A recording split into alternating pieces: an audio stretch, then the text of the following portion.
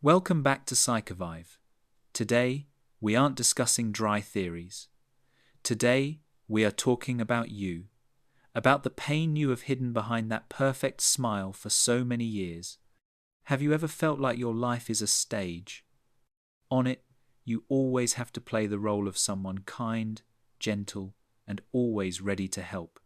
You smile and agree when colleagues ask for favors, even though you are exhausted inside. You say, it's okay when others hurt you, just to keep the peace. Outsiders look in and exclaim, wow, they are so well behaved, so understanding. But when night falls, when you take off the makeup of kindness, what do you feel? Is it a numbing emptiness? Is it a choking resentment because you feel no one truly understands you? If you see yourself in this, then this video is for you. This is not simply kindness. This is a psychological wound called the good child syndrome. And it is time we looked straight at it. To understand why you became a people pleaser, we must go back in time, back to your childhood days. Recall, in the past, when you cried, when you were angry, or when you refused to do something. How did your parents or caregivers react? Did they frown, express disappointment, or even ignore you? Did you often hear phrases like, "Mum only loves you if you are good," or "Why can't you be like your siblings?" A child with weak survival instincts quickly learns a cruel lesson. Love is conditional. You realize that to be safe, to be accepted, you had to cut off the thorny parts of yourself. You were not allowed to be angry. You were not allowed to have personal needs. You had to become useful. And so you learned to observe the expressions of adults to survive. You became a good child, not because it was your innate personality, but because it was the only way you felt worthy of existing. That obedience, in reality, was a survival mechanism, a silent cry for help. But the tragedy is, that child is now grown, but the survival strategy of the past remains. In adulthood, the good child transforms into an adult who is always afraid of offending others, also known as a people pleaser. Let me touch your dark truth for a moment.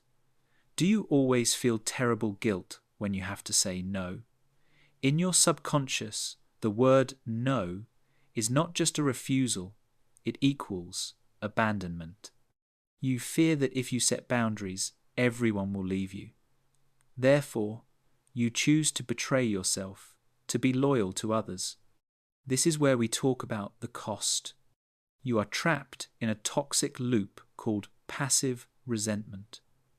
You give too much, you sacrifice too much, and deep down, you expect others to understand and reciprocate that sacrifice.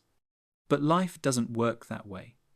When others take your kindness for granted, you start to feel hurt, angry, but dare not speak out.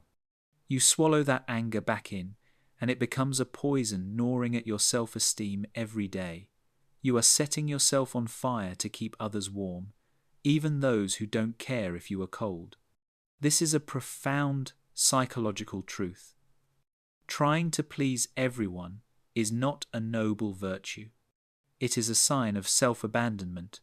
You are so busy scanning other people's emotions that you forget what you feel. If I asked you, who are you really when you don't have to serve anyone? Would you be able to answer? But take a deep breath. I am not here to judge you. I am here to tell you. It is not your fault. Your sensitivity and compassion are wonderful gifts, but they need to be placed correctly. You need to understand this core message. Being good was for survival when you were small, but now that you are grown, you have the right to live for yourself. It is time for you to take off that tight armor. Healing begins with a single moment of courage, the moment you dare to disappoint others to be honest with yourself. Start with the smallest things. Practice saying no without long explanations. Understand that those who truly love you will respect your boundaries. As for those who leave you just because you dare to live for yourself, they never loved you. They only loved the convenience you provided. You deserve to be loved not because you are good, not because you are useful, but because you are you. The inner child inside you is screaming, not to be praised, but to be seen and soothed. Embrace that child and say, "It's okay, I am safe now. I don't need to act anymore." The journey to find yourself is never easy, but you are not alone. At Psychovive, we always accompany you on the path to healing childhood traumas and building a resilient inner self. If you see your story in this video, do not hesitate to leave a comment sharing your feelings. And more importantly, hit the subscribe button for Psychovive right now. Allow us to become your soulmate, helping you remove psychological burdens and live your most brilliant life. Don't forget, you have the right to be happy.